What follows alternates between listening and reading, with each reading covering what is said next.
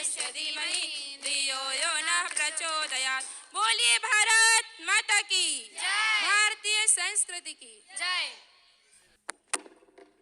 भाइयों बहनों, एक बार सीधा हाथ ऊपर करो, सब मौन हो जाओ। शायद ये बेटियां, आपको ऐसा लगता होगा कि कोई इनको हम किराए देते होंगे, कोई इनको दक्षिणा देते होंगे, कोई इनको हम कपड़े देते होंगे, या किसी प्रकार का हम इनको लालच देते होंगे। ये हमारी पूर्णिमा दीदी, एक बेटी ने, इसके हाथ नीचे करो, इसके घर की दशा को एक दिशा देने के लिए सोचती रही अकेली, और जब देखती थी कि घर की दिशा खराब होती है विचारों से, तो इनके भाई और काका किसी पंडित जी के पास गए और बोले हमारी ग्रह दशा खराब है, तो कोई हमको पूजा बता दो। तो उस पूजा से हमारे घर की ग्रह दशा शांत हो जाएगी। किसी ने बोला कि दशा माता की पूजा कराओ, किसी ने बोला कि इंदल भगवान को बकरा चढ़ा दो, किसी ने बोला कि ताप्ती मैया में 5 शुक्रवार स्नान कर लो। ये बेटी को एक दिन रात में एक विचार आया, इतने लोग ताप्ती में नहा लेते हैं, इतने लोग बकरे मार देते हैं, इतने लोग पत्थरों की देवों की पूजा कर लेते हैं, लेकिन मैंने किसी की दिशा बदलते नहीं देखा। हे भगवान, यदि धरती पर कोई दिशा देने वाली जगह हो तो उसका मुझे पता बता देना। ये बेटी जब सुबह उठी तो इसको एक दीपक दिखाई दिया, तो इसने हमारे ब्रजेश भाई पटेल खंडवा निवासी को कहा, बोले भैया एक दीपक क्या होता है? तो बच्ची को उन्होंने कहा, बेटा एक अखंड दीपक 700 साल पुराना हिमालय में जल रहा था, उसको पंडित श्री राम शर्मा आचार्य जी धरती पे लाए, लोगों का अंधकार दूर करने के लिए और सही दिशा देने के लिए। ये बच्ची मौन हो गई कि वो दीपक तो हरिद्वार में है और उसके मैं दर्शन करने जाऊंगी तो किराया लगेगा, मेरे पिताजी देंगे नहीं, क्योंकि खुद दारू पीते थे, वो दारू बनाते भी थे। ये बच्ची का परवरिश उस घर में हुआ जहां महुआ और मटके में नवसादर घोल करके दारू बेचने का काम चलता था। लेकिन जब बेटी को एक दिन प्रेरणा हुई कि क्यों नहीं मैं उस दीपक की रोशनी में जाऊं और मेरे घर वालों के लिए प्रार्थना करूं, तो पैसा तो था नहीं।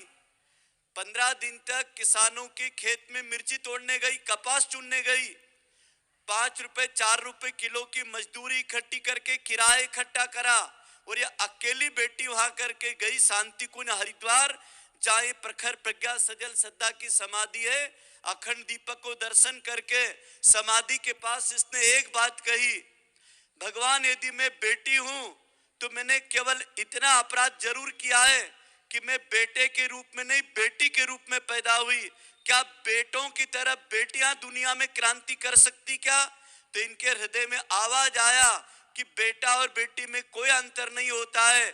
जब दुर्गावती रानी की लक्ष्मीबाई और दुनिया की महान नारियां वीरांगनाएं धरती पे काम कर सकती, तो तुम क्यों नहीं कर सकती है?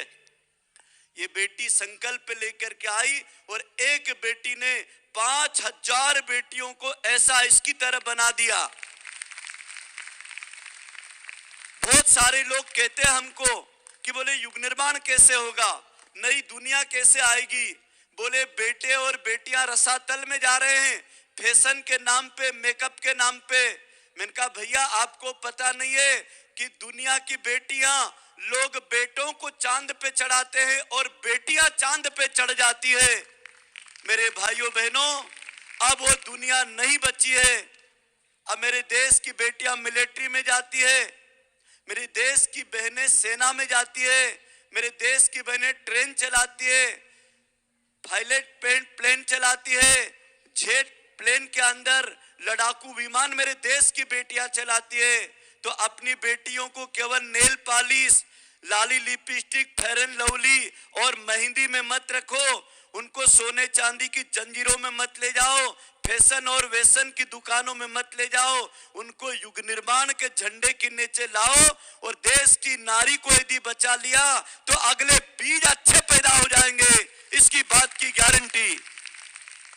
ये बेटियां जहां भी जाएगी वहां भगत सिंह पैदा होगा। ये बेटियां जहां जाएगी उस नर को नारायण बना देगी, जिस गांव और घर में जाएगी उसको स्वर्ग बना देगी।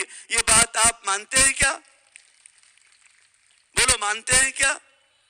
क्योंकि आपने देखा यही हमारी बेटियां पिछले 10 सालों में अपने पूरे क्षेत्र के गांव-गांव, गली-गली, नालों, नदियों का पानी पी करके घर की सूखी रोटी और चटनी जेब में लेकर के काम करती है। इनको कोई पकवान की गादी की आवश्यकता नहीं है, इनको केवल आपके विश्वास की और आपके घर को मंदिर बनाने की इनकी इच्छा है और वह आपने पूरी करी।